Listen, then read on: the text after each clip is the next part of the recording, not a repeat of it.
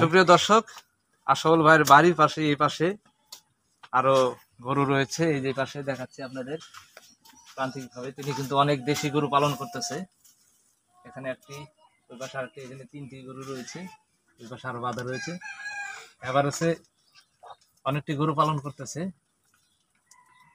এই দেখুন, একদম মনে করছেন খালি ঘাস দিয়ে, এবং দেখতে পাচ্ছেন এখানে কি এটা যে কাঁচা খড়, কাঁচা ধানের আগারিটা, এটা দিয়ে গরু পালন করতেছে।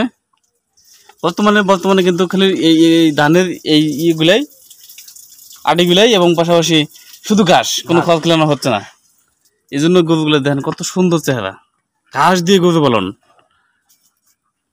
দর্শক, দানাদার খাদ্যের উপর ডিপেন্ড না করে আপনারা এইভাবে ঘাস নির্ভর যদি গরু পালন করেন, তাহলে কিন্তু আপনার খরচটা অনেকাংশ কমে যাবে। তো আপনারা এইভাবে গরু পালন করবেন। আশা করছি এইভাবে যদি আপনারা ঘাস দিয়ে গরু পালন করেন, তাহলে কিন্তু অনেক লাভের সম্ভাবনাময় রয়েছে।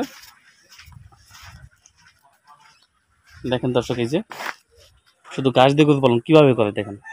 তো এই গরু পালন করেই এই পাশে দেখেন তারা এখানে বিল্ডিং গড়ে তুলছে। গরু পালনের লাভ আছে বিধায় প্রান্তিক পর্যায়ে এইভাবে গরু পালন করেই এভাবে কিন্তু ঘর বাড়ি করা সম্ভব। তো লোকেশনটা হচ্ছে এটা নীলফামারী জেলা গিলমা থানার ছাতনাই কলোনি, একদম তিস্তা নদীর কুল ঘেঁষে এই জায়গাটা অবস্থিত। আসলেই এই নদী অঞ্চলে গরু পালন করা খুবই সহজে কিন্তু গরু পালন করা যায়, কেননা এখানে খোলামেলা জায়গা রয়েছে এবং ঘাস কিন্তু অতি সহজে পাওয়া যায়, সহজলভ্য। মোট কথায় বলা যায় যে সহজলভ্যভাবে গরু পালন করা যায়।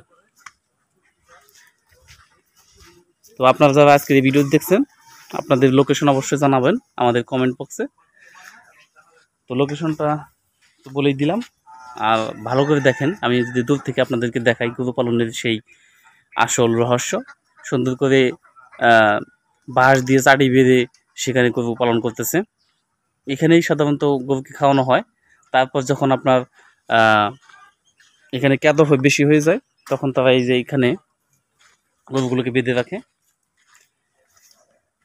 গরু পালনের আসল পদ্ধতি জানতে আমাদের চ্যানেলটি সাবস্ক্রাইব করুন, তাহলে জানতে পারবেন গরু পালনের A to Z পদ্ধতি।